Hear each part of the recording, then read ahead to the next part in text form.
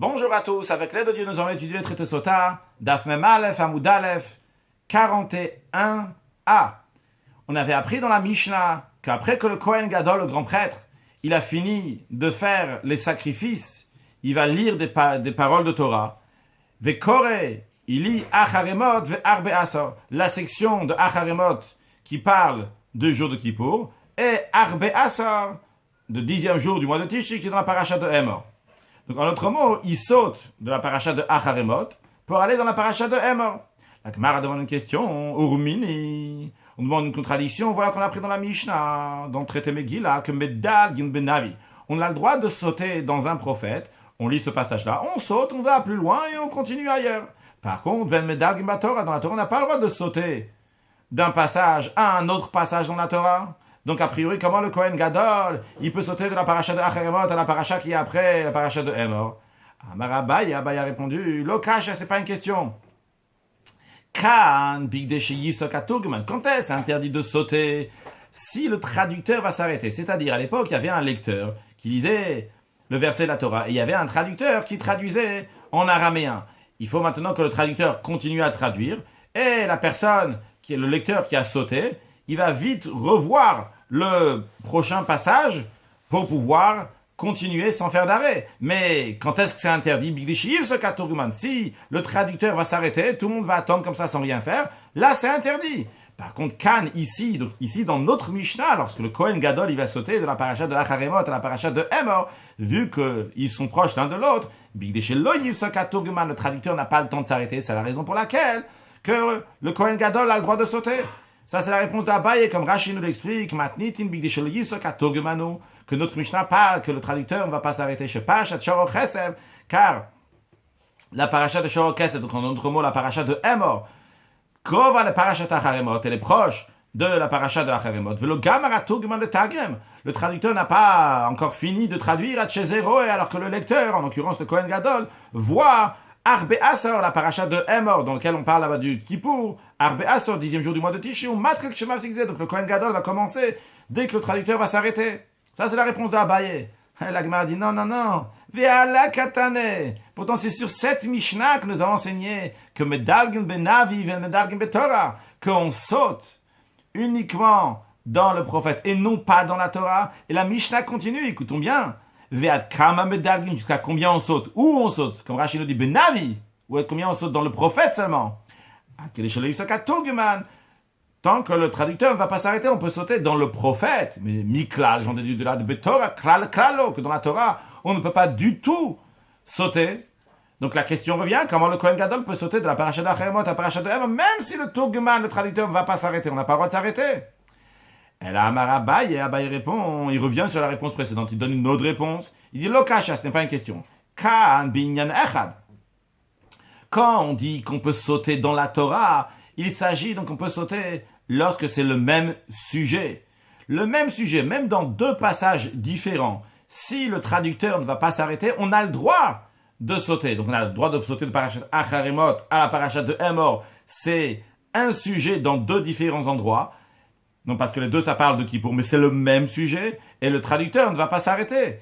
Par contre, quand est-ce interdit? Lorsqu'il s'agit de deux choses qui sont différentes, deux sujets qui sont différents. Dans ces cas-là, on n'a pas le droit de sauter. Quelle est la raison de cela? Voyons le Rashi. Ça c'est dans un sujet. Mais Dalgin Batora, on saute dans la Torah si c'est le même sujet. Même si c'est dans deux endroits. Gon Matnitin, comme notre Mishnah. Des Tarvaï ou Benyana de Yom Kippour, que les deux, ce que le Kohen Gadol va lire dans la paracha de Acharemot et dans la paracha de Emor, les deux sont dans le sujet de Yom Kippour. Hilkar, c'est pour cela, Medalgin, on a le droit de sauter. Big Deshelo Yivsok, tant que le traducteur ne va pas s'arrêter. Ou Braïta de Katan et la Braïta qui a enseigné. Alors ici, il y a écrit le mot Braïta, le Rachash dit qu'il faut dire la Mishnah, parce que comme on a dit tout à l'heure, c'est une Mishnah dans le traité Megillah. On a vu dans la Braïta, dans la Mishnah, que le Tugman, le traducteur, ne va pas s'arrêter. En Medalgin, on ne saute pas. Dans la Torah, de quoi on parle? Bishnei Inyanim, lorsque c'est deux sujets. Rachid donne un exemple. Chez Zeb Inyan Yom Kippourim. Par exemple, le premier sujet, c'est le sujet de Kippour Vezé, et l'autre, c'est Betzav et Aaron. C'est un autre qui a été donné donc à Aaron, à propos de la prêtise.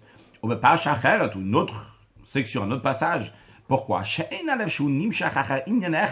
car le cœur qui s'attire, qui est à l'écoute d'un sujet, le cœur n'est pas même maher là de cette humaine où il ne sort pas vite, sortir entre guillemets, l'ishma ou la avin, divrei inyanach pour écouter, pour comprendre un autre sujet. Il est dans le sujet, il ne va pas aller sortir dans un autre sujet. Car c'est la raison pour laquelle que Torah, Sham mitzvot tluyot ba la Torah, que les mitzvot dépendent de la Torah. Au mashmin au talet tzibur, on fait entendre à l'assemblée. C'est des mitzvot qu'il y a là-bas, c'est des commandements. Ou pas sous il suffit qu'il y a un verset que la personne ne va pas le comprendre. Ou shocho, il va oublier. Ve over alav, il va transgresser. Ve inobe kaimo, il va pas accomplir ce qu'on lui a dit. Donc le commandement positif, il va pas le faire. Le commandement négatif va le transgresser. Ou ba hubal kar. Et ça va venir une destruction. Les choses ne vont pas bien se passer si les personnes n'écoutent pas bien ce qui est dit dans la Torah. Parce qu'ils sont partis d'un sujet à un autre. Ils sont bouleversés. C'est la raison pour laquelle que le kar emedal gime inyan le inyan, c'est la raison pour laquelle que dans la Torah, on ne saute pas d'un sujet à un autre sujet. Va filo enaturgeman mafsik. Même si le traducteur n'aura pas le temps de s'arrêter, c'est-à-dire il va continuer directement après le lecteur, il va continuer l'autre sujet, vu que c'est un autre sujet. On ne le fait pas, ben Navi, mais dans le prophète, que le prophète n'est pas donc des halachot, des lois et des mitzvot, eh bien, Shapir Dame, dans ce cas-là, on peut oui sauter, même lorsque c'est des sujets qui sont différents. Sur le texte de la Gemara, continuons. Vehatanya, comme Rashi nous dit que le Vehatanya, c'est Benichuta, des fois on dit Vehatanya, pourtant on a enseigné, c'est une question. Rashi nous dit ici, c'est pas une question ici, c'est une preuve parce qu'on a dit. En effet, la réponse de Abaye est très très bonne, comme on enseigne dans une braïta, que Medagin Batora Be'inyan Echad, que on saute dans la Torah, si c'est le même sujet, on peut oui sauter, comme c'est le cas du Kohen Gadol, qui saute de Acharemot à Parashat Emor, c'est le même sujet de Kippour, ou Ben Navi, lorsqu'on lit le prophète, Bishnei Inyanim, on peut sauter même si c'est deux sujets, comme Rashi nous dit, Ben Navi Bishnei Inyanim, et Kol Shekal Binyaner, à la plus forte raison, si c'est le même sujet. Vekan, et l'un et l'autre, dans la Torah et dans les prophètes, ça doit toujours être que le traducteur n'a pas le temps de avoir une pause, de s'arrêter. C'est-à-dire que dès que le traducteur finit, tout de suite le lecteur va continuer. Encore une chose, on apprend dans cette braïta, on ne saute pas d'un prophète à un autre prophète. Dans le même prophète, par exemple dans le prophète Ishaïa, tu peux sauter d'un chapitre à un autre chapitre, dans le prophète Yecheskel, d'un chapitre à un autre chapitre, mais tu ne peux pas sauter de Yeshaya à Yecheskel. Dans le prophète de 12, s'appelle en hébreu le Tréassar, dans lequel là-bas on a Oshéa, Yoel, Amos, Ovadia, Yona, Micha, Nahum, Chabakuk, Sfania, Chagai, Zechaya et Malachi. Donc ça c'est le Tréassar, donc ils sont très courts là-bas, tous ces 12 prophètes. Dans ce livre-là, mais Dalgin, on a le droit de sauter d'un prophète à un autre prophète, comme Rashi nous dit, ou ben Navi sheshnemasa medalgin minevu ala chavet une prophétie à une autre, des koule chatzifa ou le Tréassar, c'est un seul livre de 12 prophètes, donc tu as le droit de sauter de l'un à l'autre. Au bilvad, mais c'est la condition, chez l'oïdaleg misafasef le trilato, à la condition qu'il ne va pas sauter dans le sens inverse, c'est-à-dire qu'il va à la fin du livre et il repart au début du livre, il peut sauter dans l'ordre, par exemple, donc il peut passer de Oshéa à Yoel, mais pas de Yoel à Oshéa. Continuons, on avait vu dans la Mishnah que le Kohen Gadol avait golé la Torah, il roule la Torah, c'est-à-dire il ferme le Sefer Torah, on manie, il le met sur sa poitrine, Choulou, etc. Il dit à tout le monde, sachez qu'il y a encore d'autres choses qui sont écrites ici, mais je ne vous les dis pas. Et après, à la suite de ça, il lit une section, un passage qui est dans le livre de Bamidbar qui parle de Kippour. La Gemara demande Kol Kach Lama. Pourquoi tout cela est-il nécessaire? Pourquoi il a besoin d'annoncer qu'il y a encore écrit encore plein de choses dans le Sefer Torah? On avait déjà vu ça dans le Rashi, que Rashi nous avait ramené cette Gemara. La réponse elle est chez le Lohotzilaz al Sefer Torah. C'est pour pas médire sur l'intégrité d'un rouleau de Torah que les gens vont dire que, comme Rashi dit chez le Lohotzilaz, Kol Kach Lama Lolomar Lahem. Pourquoi il a besoin tellement de dire ça? Rashi d'avant, mais se fasse les trilato le mafrea rétroactivement. Kol Kach Lama Lolomar Lahem. Pourquoi il a besoin de leur dire tout ça, le Kohen Gadol? La réponse elle est chez le Lohotzilaz, pour pas donc de médire l'intégrité du rouleau de la Torah, chez le Yom, pour pas que les gens vont dire Pash Shokore Alpe, que le passage que le Kohen Gadol dit oralement, Inaktuvabo, n'est pas écrit dans Sefer Torah, mais Sefer Meshubashu, et c'est un livre de Torah qui est problématique, qui manque quelque chose, qui est absent, il manque un passage. Continuons, la Mishnah avait dit, il lit le passage, ou Be'asar Shebechumash Apkudim Kore Alpe, Il lit par cœur donc cette partie qui est dans le livre de Bamidbar. La Gemara le demande, velikre le Sefer, velikre. On n'a qu'à rouler le Sefer Torah pour arriver jusqu'au livre de Bamidbar, et le Kohen Gadol va lire sur le texte. Ravuna bar Yehuda Rav Sheshet, Ravuna bar Yehuda de Rav Sheshet, Vishen Golim Sefer Torah Betzibur, car on ne déroule pas, on roule pas donc le Sefer Torah en public par respect à l'assemblée. Il ne faut pas que l'assemblée va attendre là-bas sans rien faire. Donc on considère considération pour l'honneur de l'assemblée. La Gemara dit, il y a une autre solution. On a qu'à amener un autre rouleau de Torah, et dans l'autre rouleau de Torah, il sera déjà pris à la page exactement là où il doit lire. Donc le Kohen Gadol va lire les 2 premiers passages dans un Sefer Torah, puis ils sont l'un à côté de l'autre. Le 3e passage, il va lire dans un 2e Sefer Torah qui sera prêt. L'assemblée ne va pas attendre. Alors Ravuna bar Yehuda, il répond, il dit, Mishum Gamo Shel Rishon, la raison pour qu'on ne fait pas ça, c'est pour pas causer de bgam, de défaut au premier, que c'est le défaut ici, qui pourrait en résulter au premier. Rachel dit Mishum Gamo Shel Satvar Rishon, chez le Yom Gumatzabo Psul, pour les gens, ils vont pas dire, tiens, la raison pour il a arrêté de lire, c'est parce qu'il a trouvé une faute dans le premier Sefer Torah. C'est vrai, il a lu 2 sections, mais après il a trouvé une faute, donc c'est la raison pour laquelle il va chercher un autre Sefer Torah. Ça, c'est la réponse de Ravuna bar Yehuda. Rabbi Shimon ben Lakish, Rabbi Shimon ben Lakish dit, il a raison, elle est, qu'on ne fait pas une bénédiction qui n'est pas nécessaire. Attention, ne pas confondre avec une bénédiction qui est en vain. Une bénédiction en vain, c'est qu'il ne fallait pas du tout faire. Une bénédiction qui n'est pas nécessaire, c'est-à-dire que maintenant, elle est devenue nécessaire, mais tu aurais pu éviter. Donc ici, le Kohen Gadol, il fait une bénédiction avant de lire dans la Torah, après lire dans la Torah.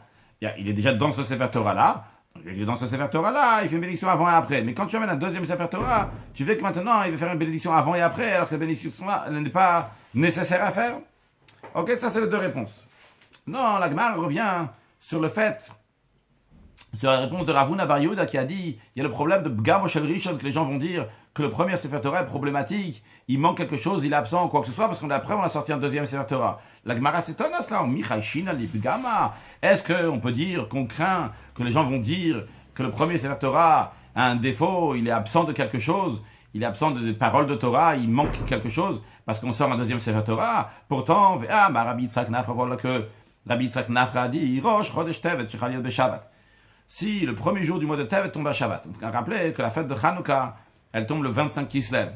Elle tombe le 25 Kislev, donc toujours le Rosh Chodesh Tevet, le premier jour du mois de Tevet, qui est quelques jours après, sera toujours pendant la fête de Hanouka. Bien.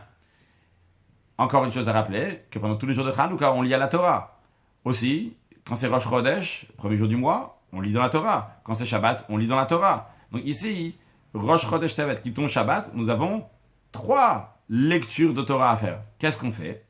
Alors, Rabbi Yitzhak Nafra nous dit, mais Shalosh Torot. On amène 3 rouleaux de Torah avec Koré, et on lit. Dans le premier Sefer Torah, Achat Minyan Shel Yom, on lit le sujet du jour, comme Rashi nous dit Binyan Shel Yom. Parasha Shalot HaShabbat, la parasha de ce Shabbat, Seder Parashat Torah, en fonction donc des parashiot de la Torah, Parashat Vayeshev, Parashat Miketz, etc. Donc la première parasha, ça c'est le premier Sefer Torah. 2e Sefer Torah, 2e rouleau, qu'est-ce qu'on lit? Ve'achat Shel Rosh Chodesh, on lit la lecture qu'on lit de Rosh Chodesh, ce passage-là. Ve'achat, dans le 3e Sefer Torah, Beshel Chanukah, on lit le passage relatif à Chanukah. On voit en tous les cas ici qu'on sort 3 rouleaux de Torah. On ne dit pas, ah tiens, peut-être des gens ils vont dire le premier Sefer Torah il était absent, c'est pour ça, il manquait quelque chose, c'est pour ça on a sorti le 2e, ah le 2e il était manquant, c'est pour ça on a sorti encore un 3e. On ne dit pas ça. Alors pourquoi ici, quand ça arrive au Kohen Gadol, le grand prêtre, on propose de sortir un 2e Sefer Torah? Il y a une réponse qui a dit, ah, Pgam Shel Rishon. Les gens vont dire le premier Sefer Torah, il a un problème, il manque quelque chose à l'intérieur. Pourquoi on craint ça? La preuve, on le fait dans d'autres occasions. La réponse, c'est pas la même chose. Tlata Gavre Betlata Sif, les Cap Gamma. Si c'est 3 personnes qui vont lire, donc 3 différents rouleaux de Torah, il n'y a pas ici un problème au Sefer Torah qu'on va dire, tiens, le Sefer Torah, il est manquant, il est absent d'un certain passage. Par contre, Hadgav, Rabbi Sifre, si c'est un seul homme qui lit dans 2 rouleaux de Torah, dans ces cas-là, Ibkab Gamma, il y a une possibilité, donc, que les gens vont dire qu'il manque quelque chose dans le rouleau de Torah. C'est la raison pour laquelle que le Kohen Gadol ne sort pas un 2e rouleau de Torah. On avait vu dans la Mishnah, qu'il récite ensuite les 8 bénédictions. Après, donc, il a fini le Sefer Torah, qu'il a roulé le Sefer Torah, il va faire 8 bénédictions. Tan le Rabbanan sage enseignait, mais Vachim, qu'est-ce que le Kohen Gadol fait comme bénédiction à la Torah, la bénédiction de la Torah. Donc ici, la bénédiction qu'il fait après avoir lu la Torah. avant avoir lu la Torah, il a dit la bénédiction quand on monte à la Torah, on dit Asher Bacha Banu Mikolam, etc. Et après qu'il a fini de lire la Torah, le Kohen Gadol fait comme nous aussi on fait aujourd'hui, ou nous on fait comme le Kohen Gadol faisait à l'époque, on dit Asher Natananu Torah Temet V'Chaye Olam Natan B'Tochenu, etc. C'est cette bénédiction-là. Puis, Keder Shemvach Bet HaKnesset, comme de la même manière qu'on récite à la synagogue. Puis il va à la Voda, c'est la bénédiction donc de Retzeh Hashem Elokeinu B'Amcha Yisrael, etc. Puis il va à la Oda, le Modim. Puis il va à la Bechilat Avon, sur le pardon de la faute, donc c'est Ata Bechartanu qui conclut le jour de Kippour, Melech Mochel V'Solech La'avonotenu V'Lavonot Avot Bet Yisrael, que Dieu pardonne les fautes, etc. Ketikna, donc ces bénédictions-là sont faites comme la formulation qui est établie, donc nous lisons. Puis il y a la Migdash Bifnei Atzmo, donc il fait une bénédiction spéciale pour le temple, que Dieu a choisi, que Dieu va garder le temple. Juste un instant, s'il vous plaît.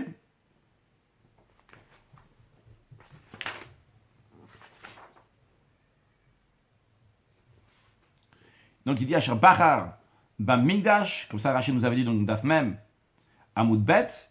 Donc il dit qu'il prie sur le temple, il dit que Hachem a choisi dans le Bet Amigdash. Puis il va à la Kohanim Bifnei Atzmam, une bénédiction particulière donc pour les Kohanim, pour les prêtres. Va à l'Israël Bifnei Atzmam, et pour le peuple juif, donc séparément, qui dit que Akadosh Baruch a choisi le peuple juif. Va à Yerushalayim Bifnei Atzmam, et pour Yerushalayim en soi-même. On avait vu dans Rashi aussi, à Bocher Bar Yisrael, sur Yerushalayim aussi, à Bocher pour Yerushalayim aussi, qu'à Bocher Yerushalayim que Dieu a choisi Yerushalayim. Puis la Mishnah avait dit, il y avait Achar Tefila. Le reste, c'est la prière. Tanurabban, on s'est enseigné, dans une braïta, Achar Tefila. Le reste, c'est la Tefila. Rashi nous dit, Zoishish Bracha Achat. Ça qui a une bénédiction. Dans cette bénédiction-là, votre Tefila, Trina, Rina, Bakasha, il y a donc prière, supplication, louange et requête. Chez Amkrachulu, que ton peuple a besoin, donc, quand la Gemara dit, chez Amkraïsel, Tzrichim Livasha, que ton peuple juif a besoin d'être sauvé, Vechotem Shema Tefila.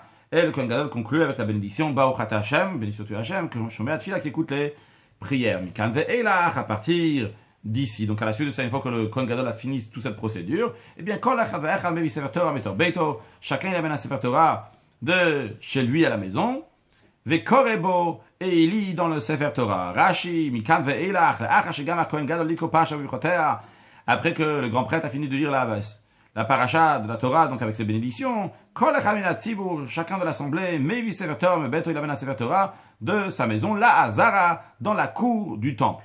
Bien, comment il peut amener de sa maison à la cour du temple?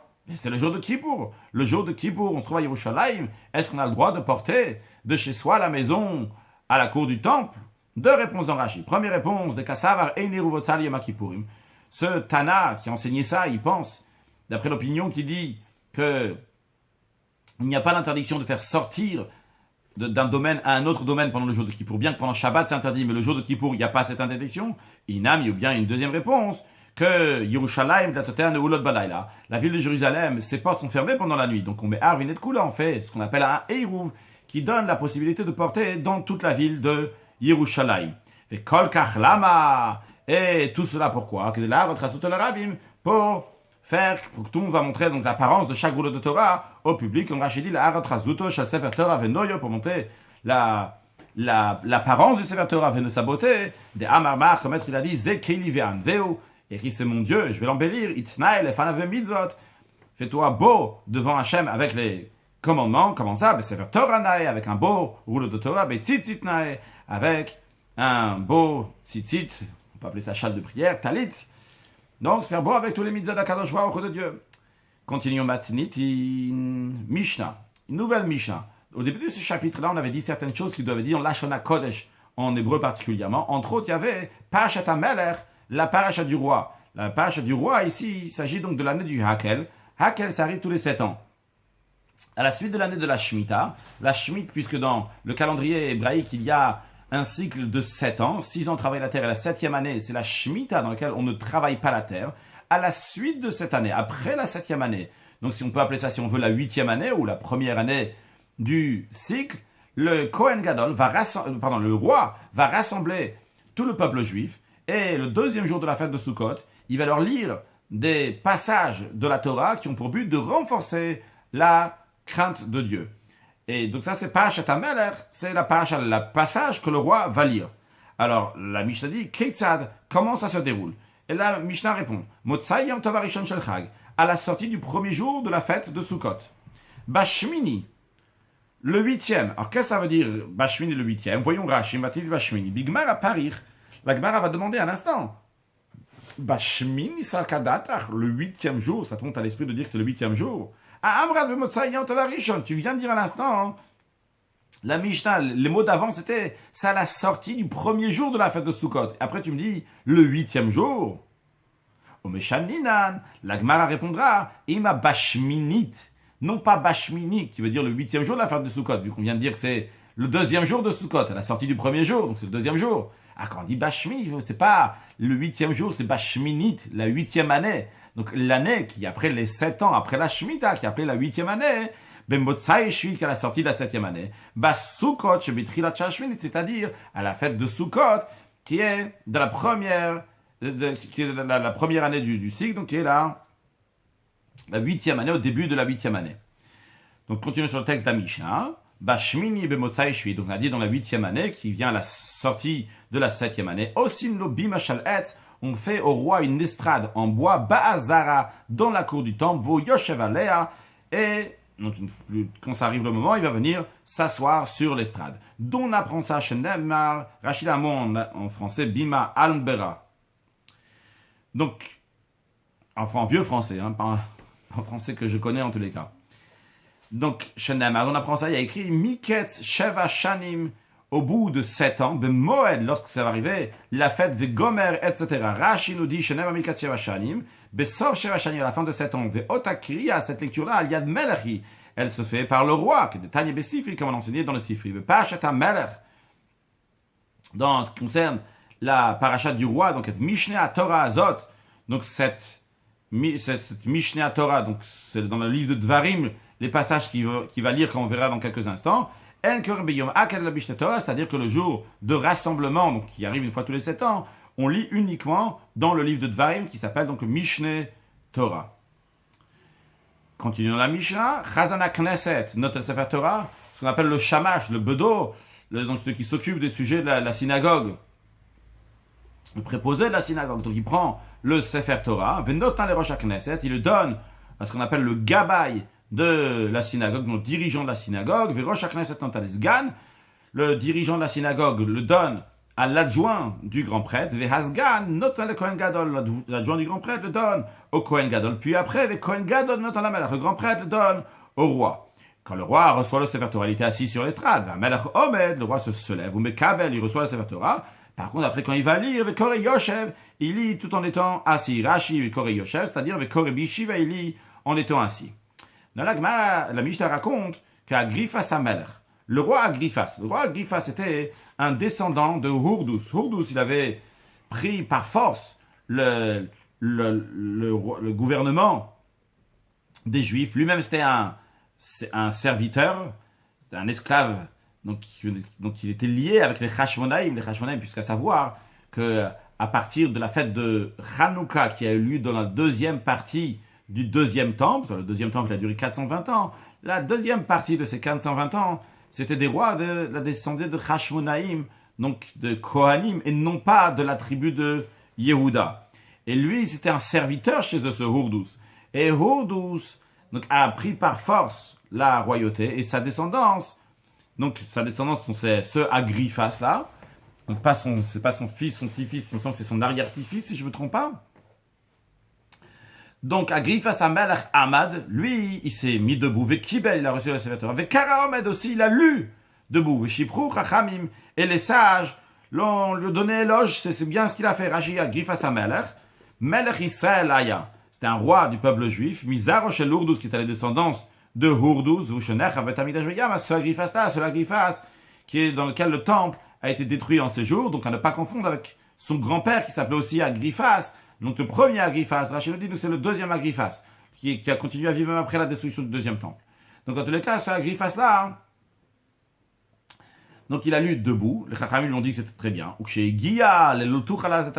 Lorsqu'il arriva au verset qui dit, tu ne pourras pas mettre sur toi donc un roi qui est étranger, donc il n'est pas ton frère. Zalgo inerdmaot, c'est des larmes coulèrent de ses yeux. Pourquoi? Rachid nous dit, Zalgo inerdmaot, Shamikrazek, ce verset, postomina malchut, ce verset dit qu'il est invalide à être roi. Qu'est-ce qu'ils ont dit, les Juifs qui étaient là-bas? Amroulo, ils ont dit, Al titchare Agrifas, n'aie pas peur Agrifas, Achinuata, Achinuata, tu es notre frère, Rachid dit Achinuata, en quoi il est notre frère? Si c'est un goy, c'est pas un goy, Rachid nous dit Shimon Israël, car sa mère, elle était juive. Vu que sa mère était juive, donc il a le droit d'être roi. On verra dans le prochain, dans la deuxième partie de la page, que Rachid dit c'était Ziluta, ça c'est pas, c'est cheap, c'est pas important, c'est pas respectueux pour le peuple juif que ça soit lui. Mais c'est pas interdit comme ça, donc le peuple juif l'ont dit. Revenons maintenant, qu'est-ce que le roi lit? Il est depuis le début du livre de Dvarim, jusqu'à Shema Israël, qui est dans le deuxième paracha du livre de Dvarim, dans la paracha de Vaïtranan. Puis il continue après Vehayim Shamoa, qui est dans la paracha d'après, dans la paracha de Ekev. Puis il continue après la section donc, de Aser et Aser, donc de donner les dîmes, qui est dans la paracha de Re'e. Puis il saute jusqu'à la paracha de Kitavo, quand il dit Kitchalel Aser. Donc lorsque tu auras fini de prendre des prélèvements, et au paracha Tamelach, après il revient en arrière, après qu'il a lu la paracha de Kitavo, il revient en arrière à la paracha de Shoftim, donc c'est des lois qui sont relatives au roi, et au Brachot Uklalot, après il repart à la paracha de Kitavo pour lire les bénédictions et les malédictions, Hachigom et Kalapach, jusqu'à qu'il finit toute la section des bénédictions et malédictions. Voyons Rashi, Mukkorem Etrilat Advarim Ad Shema, il est depuis le début du Dvarim jusqu'à Shema, Shema Vaetran, qui est dans la paracha de Vaetranan, ou Shema Vehayim Shama, donc il y a la section de Shema, et Vehayim Shama, qui est dans la paracha de Ekev, il y a des dialogues donc en sautant, de Vaetranan à Ekev, ou Misham et Daleg de Aser et Aser, là-bas il saute jusqu'à la paracha de Re'e, à Aser et Aser, ou Misham et Daleg Vekore, après, donc à la suite de ça, il saute et il lit, qui est de Chalel Aser, donc qui est dans la paracha, tu vas finir donc d'avoir fait les prélèvements, qui est dans la paracha de Kitavo, ou Brachot ou Klalot, et les malédictions et les bénédictions qui sont dans la paracha de Kitavo, comme ça c'est d'après Rashi, ou Misham Chosel Mafrea, après il retourne en arrière, Vekore, et il y a Simalai Melech, dans la paracha de Shoftim, la paracha du roi. Attention, quand on dit la paracha du roi ici, il n'y a pas confondre. On a commencé la Mishnah ici en disant la paracha du roi, c'est plusieurs passages que le roi lit. Quand on dit ici, là, maintenant, parachat Melech, il s'agit de le passage que le roi lit, qui parle du roi, Samta Simalech Hamelech, mets-toi un roi sur toi. Donc, Rashi maintenant nous explique pourquoi ces passages-là. Shema, pourquoi Shema? Parce que c'est Kabbalat Malchut Shamayim, c'est recevoir le joug de Dieu sur soi. Puis, il y Vayim Shamoa, pourquoi? Parce que Kabbalat Talmid, c'est recevoir le joug des commandements sur soi. Kedama Periksheni Brachot, comme il est dit dans le deuxième chapitre du traité Brachot. Vechen de même, Brachot ou Klalot, de même quand après il lit le parachat de Kitavo, les bénédictions, malédictions, Rashi nous explique le sens de ça, c'est Kabbalat Britot Shel Torah, c'est recevoir les alliances de la Torah. Ou après avoir fait cela, Mashmi al Arabim, il fait en temps de public aussi le Aser te Aser. Donc tu prélèveras et Kitchal el Aser lorsque tu auras fini de prélever. Pourquoi il dit ça? Des choses manassifs, parce qu'en général, à la fête de Sukkot, c'est le moment de l'engrangement, donc on prend tout ce qu'il y a dans le champ, on la ramène à la maison, au Matantanim, et on donne donc il faut donner donc les cadeaux aux pauvres, donc ce qui revient aux pauvres, à Fashat Tumot, les prélèvements des dîmes ou massot, des 10%. Rachid demande une question, a priori, pourquoi tu passes de Aser te Aser à Kitechale. Aser te Aser, c'est la paracha de Re'e. Kitechale, c'est la paracha de Kitavo. Au milieu de ça, il y a la paracha de Shoftim qui parle du roi. Pourquoi tu sautes de Re'e jusqu'à Kitavo et après tu reviens en arrière dans la paracha de Shoftim? Alors Rashi dit, bien que la paracha du roi, elle arrête ben Aser Kitechale. Quand même, Koret-el Yachad, il dit en même temps. Pourquoi? Chez le Lafsik ben Masot. Pour pas arrêter, il parle du Maaser. La paracha de Ré, ça parle du Maaser. Et la paracha des prélèvements. Et la paracha de Kitavo, ça parle de prélèvements. Donc il met l'un après l'autre. Après seulement, il revient à lire un autre sujet qui parle du roi. Maintenant, et si tu vas me dire, il y a un problème parce qu'il y a un saut et tu sautes dans la Torah. Et il saute beaucoup. On a appris juste avant qu'on ne peut pas sauter tellement. La réponse, elle est, il y a plus de temps, ici, le Turguman traducteur, il va avoir le temps de s'arrêter. C'est très long, entre Re'e jusqu'à Kitavo. Alors la réponse de Rashi, elle est, elle a mal à Turguman, que le roi n'a pas de traducteur. Il n'y a personne qui traduit après le roi. Après encore, Rachid a répondu. Rachid a dit, a priori, André Kitavo, ça fait très long, le traducteur va s'arrêter. Le Rachid dit, il n'y a même pas de traducteur. C'est sûr qu'à ce moment-là, on s'arrête encore plus longtemps. Alors, les commentaires expliquent qu'on dit, il n'y a pas, en vue de respect du roi, il n'y a pas de traducteur pour le roi, personne parle après le roi. Alors, vu que ça fait partie du respect du roi, c'est partie du respect du roi aussi qu'on attend lorsqu'il roule le Sefer Torah. Bien. Continuons dans la Mishnah. Le roi aussi, après avoir lu la Torah, il va faire des bénédictions. Alors, la Mishnah ne répète pas toutes les bénédictions que le roi fait. Il dit tout simplement, les bénédictions qu'on a appris dans la Mishnah précédente que le Kohen Gadol lisait, les mêmes bénédictions, le roi va les faire. Seulement quoi, il y a une seule différence. La Shenotan Shel Regalim Tachat Mechilat Avon. Il y avait une des bénédictions qui était Mechilat Avon, donc qui était le pardon de la faute. Donc ça c'est lié avec Yom Kippour. Là ici, vu que c'est pas Yom Kippour, c'est Sukkot. Alors la place, il met celle de la fête. Comme Rashi nous explique, Birkat Shekon Gadol Mevar Yom Kippour Machamika Pasha. Les bénédictions que le grand prêtre dit le jour de Kippour après avoir lu la paracha, que de Amaran, comme on l'a dit avant. Mevarech Alea Shon Abrachot, on avait dit qu'il faisait 8 bénédictions. La Melech Mevarech Achakiat aussi. Le roi, il les fait après avoir lu. Juste, on a dit un changement, qu'à la place de dire celle des donc de Mechilat Av, que Dieu pardonne les fautes, il dit Shel Regalim, donc de la fête, mais Kadesh Israël Vazman, que Dieu sanctifie le peuple juif et les fêtes. Donc Mevarech Tachat Brachat Shel Mechilat Av Shel Yom Kippourim, il dit ça à la place de la bénédiction du pardon de la faute qui est le jour de Kippour. Gemara. La Gemara s'arrête sur ce qu'il dit au début de la Mishnah. Bashmin, on a dit le 8e. A priori, comme on a compris, c'est le 8e jour. La Gemara dit Bashmin, Itzakadatar. Est-ce que ça monte à l'esprit de dire que c'est le 8e jour de la fête de Sukkot que le roi va rassembler tout le monde? La Gemara répond ma Bashminit. C'est pas le 8e jour, mais c'est la 8e année. C'est la première année du cycle. Donc il vient après la 7e année. La Gemara demande V'cholhan el Amali.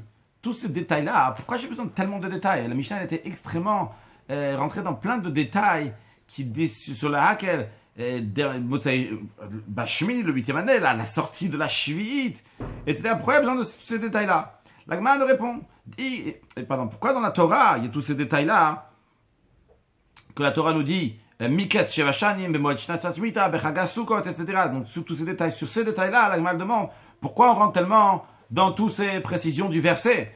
La Gemara répond, on a besoin de tous ces détails-là. Pourquoi? Si la Torah l'avait dit seulement à la fin de 7 ans, sans rien de plus. Donc elle n'aurait pas dit l'année de la Shemitah. Elle aurait dit Miketz Shevashanim à la fin de 7 ans, sans dire que c'est après l'année de la Shemitah. Alors qu'est-ce que les Juifs qui sont en train d'entendre ça de la bouche de Moshe Rabbeinu, ils sont dans la 40e année du désert. Ils ne sont pas encore rentrés dans la terre d'Israël. Ils se trouvent dans les plaines de Moab. Et Moshe Rabbeinu leur dit, au bout de 7 ans, eux, ils vont pas dire quand on va faire la Shemitah, quand on va commencer le cycle de 7 ans. Ils vont dire au bout de 7 ans, c'est tout, point. Et donc ils vont dire Nimnu Merashta.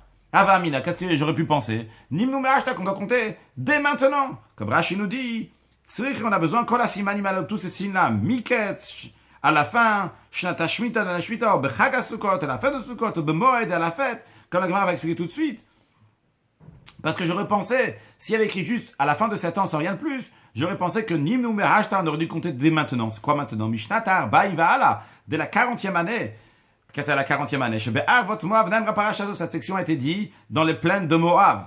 Lorsque le peuple juif n'avait pas encore traversé, rentré en terre d'Israël. C'est Moshe qui leur parle.